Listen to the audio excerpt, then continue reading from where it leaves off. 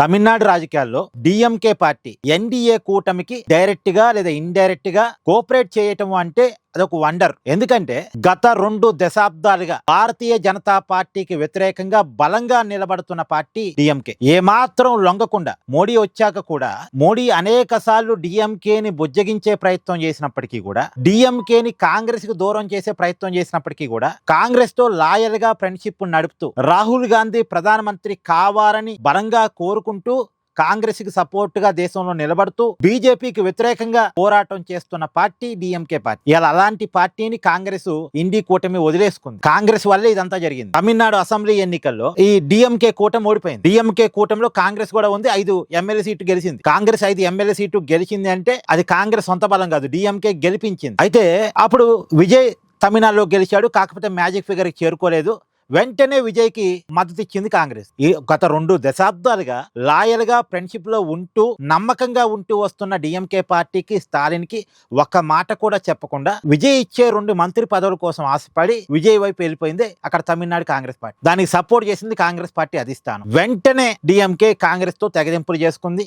ఇండి కూటమి నుంచి బయటకు వస్తున్నట్టు ప్రకటన జారీ చేసింది. ఇప్పుడు ఆ డిఎంకే పార్టీ ఇన్నాళ్ళుగా ఎవరి మీద పోరాటం చేసుకుంటూ వస్తున్నారో అదే బీజేపీతో రాజీ పడుతున్నట్టుగా, ఎన్డీఏ కూటమికి డైరెక్ట్ గా లేదా ఇండైరెక్ట్ గా కోఆపరేట్ చేయబోతున్నట్టుగా వార్తలు వస్తున్నాయి. ఇక్కడ ఒక విషయం చెప్పుకోవాల్సిందంటే, ఇండి కూటమిలో కాంగ్రెస్ తర్వాత కాంగ్రెస్ కు 99 స్థానాలు ఉన్నాయి. ఆ తర్వాత సమాజ్వాదీ పార్టీకి 37 స్థానాలు ఉన్నాయి. సమాజ్వాదీ పార్టీ ఇంకా 37 స్థానాలతో ఉంది. తర్వాత తృణమూల్ కాంగ్రెస్ పార్టీ 29 స్థానాలతో ఉంది.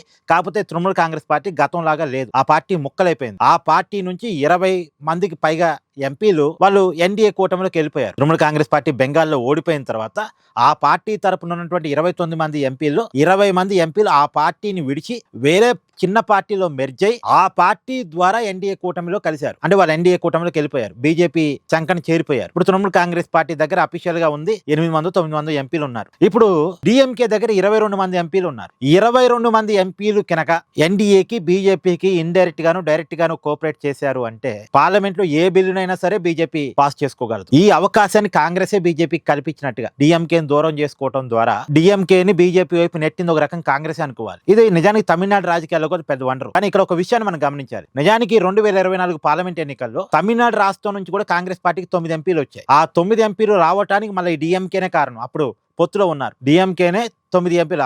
ఆ రోజు తమిళనాడు పార్లమెంట్ ఎన్నికల్లో క్వీన్ షిప్ మొత్తం రాష్ట్రం మొత్తం డిఎంకే కూటమి గెలిచింది. మొన్న అసెంబ్లీ ఎన్నికల్లో డిఎంకే ఓడిపోయిందేమో కానీ, డిఎంకే కూటమి ఓడిపోయిందేమో కానీ, పార్లమెంట్ ఎన్నికల్లో మాత్రం క్వీన్ షిప్ అంటే ఆ ఎన్నికల్లో విజయ్ పోటీ చేయలేదు. నేను అప్పటికి ఆ పరిస్థితిలో ఇండి కూటమి తమిళనాడు రాష్ట్రంలో బలంగా ఉండే పరిస్థితి ఉండేది. కానీ ఇప్పుడు డిఎంకే బయటకు రావడం వల్ల ఆ పరిస్థితి లేదు. ఇప్పుడు ఆ డిఎంకే ఎన్డీఏ వైపు దగ్గర అవుతుంది. దగ్గర కావటం వల్ల 22 ఎంపీల అడ్వాంటేజ్ బీజేపీకి వచ్చినట్టు లెక్క. 22 మంది ఎంపీలు ఇండి కూటమి దూరం చేసుకుంది, ఎన్డీఏ కూటమికి అడ్వాంటేజ్ అయింది. సో మొత్తానికి అంటే బీజేపీకి పరిణామాలు కలిసి వస్తున్నాయి. తృణమూల్ కాంగ్రెస్ పార్టీ ముక్కలు కావటం, ఉద్ధవ్ థాకరే శివసేన పార్టీ నుంచి 6 ఎంపీలు ఎన్డీఏ కూటమిలోకి రావటం, తర్వాత ఎన్సీపీ శరద్ పవార్ కూడా ఎన్డీఏ కూటమి వైపు ఇండైరెక్ట్ గా మొగ్గు చూపుతూ ఉండటం, తర్వాత ఇప్పుడు డిఎంకే పార్టీ ఇక ఒక సమాజ్వాదీ పార్టీని గనక కొంత మేనేజ్ చేయగలిగితే పార్లమెంట్ లో ఏ బిల్లుకి బీజేపీకి ఇబ్బంది ఉండదు. ఎలాంటి రాజ్యాంగ సవరణ బిల్లు అయినా సరే ఆమోదింపజేసుకోగలదు. సో మొత్తానికి డిఎంకే పార్టీ వెళ్ళటం అయితే ఒక కీలక పరిణామం ఎన్డీఏ కూటమి వైపు. Thank you.